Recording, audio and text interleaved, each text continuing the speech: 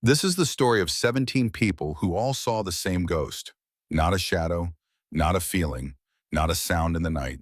A full-body woman standing right in front of them, so solid they thought she was alive, until she walked through a wall and vanished.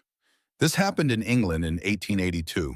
It was investigated by scientists, documented by a medical student, published in academic journals, and it continued for over 100 years.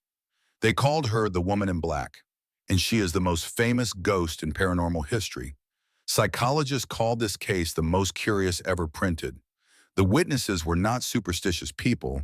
They were educated, they were credible, and they were terrified. This is the true story of the Cheltenham Ghost, and every word is verified. Cheltenham, England, a beautiful town in the west of the country, Pittville Circus Road. A large house called Garden Reach sits empty. It has been empty for years. The house was built in 1860. A retired surgeon named Henry Swinhoe and his wife Elizabeth were the first to live there. They had 5 children. They seemed happy, but Elizabeth died. Henry was heartbroken. He eventually remarried. Her name was Imogen, and this is where everything went wrong. Henry and Imogen both turned to alcohol. Their marriage was a nightmare. Court records show Imogen was violent. She threw furniture at Henry. She attacked him with a broom. She screamed vulgar language in front of the children and servants. The neighbors heard everything. Henry and Imogen separated. In 1876, Henry Swinhoe died. 2 years later, in 1878, Imogen died in the nearby city of Bristol. The house sat empty. Nobody wanted to live there. The gardens became overgrown. The windows stayed dark. The neighbors whispered. They said the house was haunted. They said a woman in black had been seen walking the grounds. April 1882, Captain Frederick W. Despard arrived at Garden Reach with his family. He was a retired Army officer from Ireland. He had an invalid wife, 6 children, several servants, a coachman, a gardener. They needed a large house. The rent was ridiculously cheap. Captain Despard thought he got a bargain. He renamed the house Donore. The family settled in. Everything seemed normal. For 3 months. June 1882. Rosina Clara Despard was 19 years old. She was the eldest daughter still living at home. She was intelligent. She was studying to become a doctor. She was not superstitious. She did not believe in ghosts. One night, Rosina was in her bedroom. She heard someone at the door. She thought it was her mother. She opened the door. Nobody was there. She stepped into the hallway, and then she saw her. A tall woman stood at the head of the stairs. She was dressed entirely in black. The clothing was made of soft wool.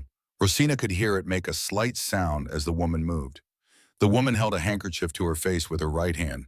Her face was hidden. Rosina could only see the upper left side of her forehead and a bit of hair. The woman wore widow's clothing, black cuffs visible on both wrists. Rosina watched. The woman descended the stairs. Rosina followed. The woman walked down the hallway. She went into the drawing room. Rosina followed. The woman was gone. Rosina searched the entire room. She checked the windows. She checked the doors. Nothing. The woman had vanished. Rosina saw the woman again and again. She decided to investigate. She was a science student. She approached this like a scientist. She wrote down every detail in letters to her friend, Miss Catherine Campbell. She noted the time, the location, the woman's appearance, how long the sighting lasted. Rosina tried to touch the apparition. Her hand passed right through.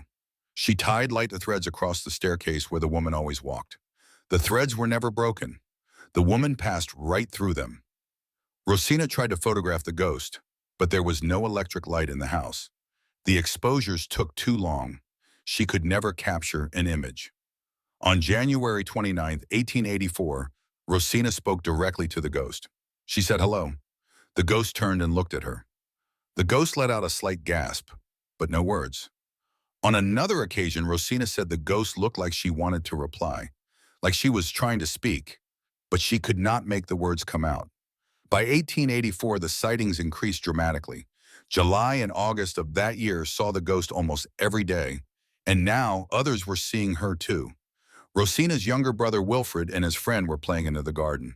They looked up at the drawing room window. A woman in black stood there. She was staring out at them, sobbing. The boys ran to tell someone. When they returned, she was gone. Rosina's sister saw the woman cross the hall and push open the drawing room door. Servants saw her. Neighbors saw her. A housemaid thought the woman was an intruder and tried to confront her.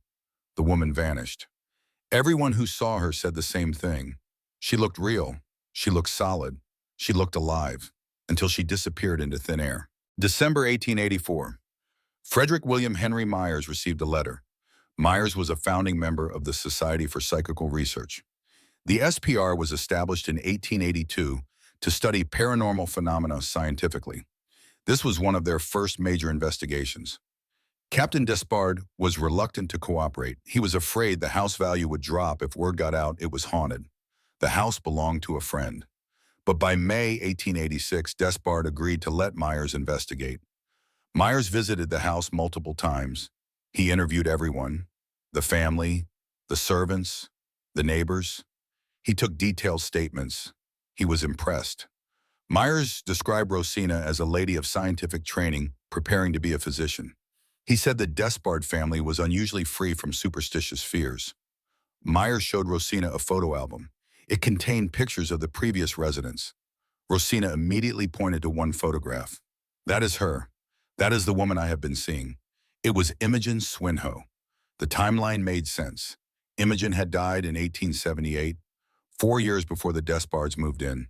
Imogen had been miserable in this house. Her marriage was violent. She turned to alcohol.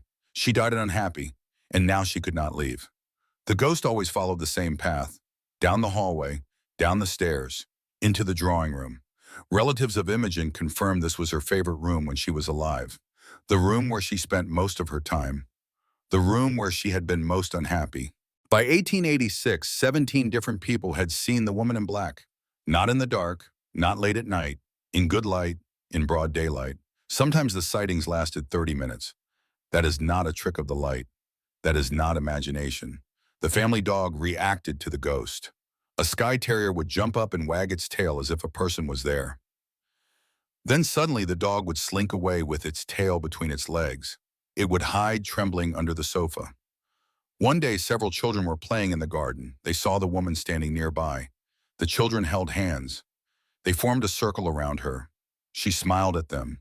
She walked right through 2 of the children and vanished. The servants kept quitting. They could not handle it. One maid saw the woman's reflection in a mirror. The maid had a stroke from the shock. Captain Despard swore everyone to secrecy.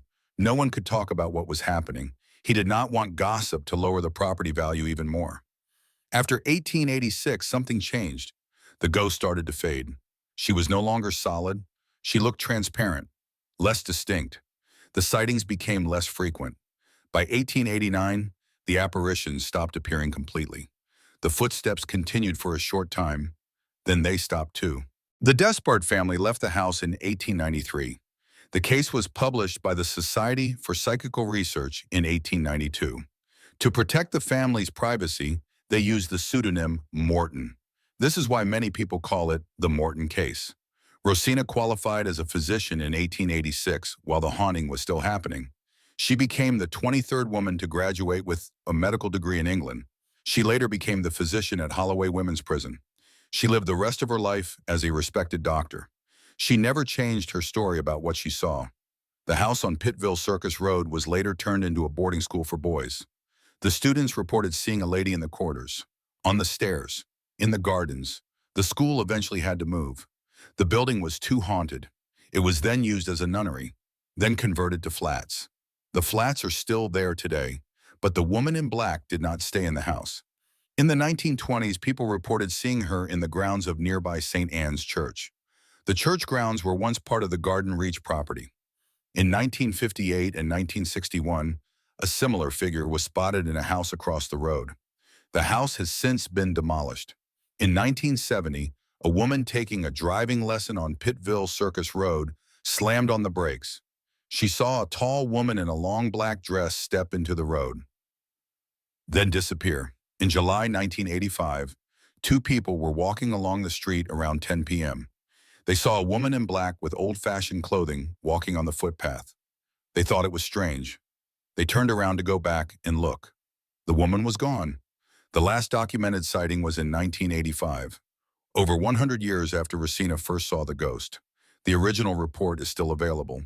You can read it yourself, published by the Society for Psychical Research, written by Rosina under the name R.C. Morton.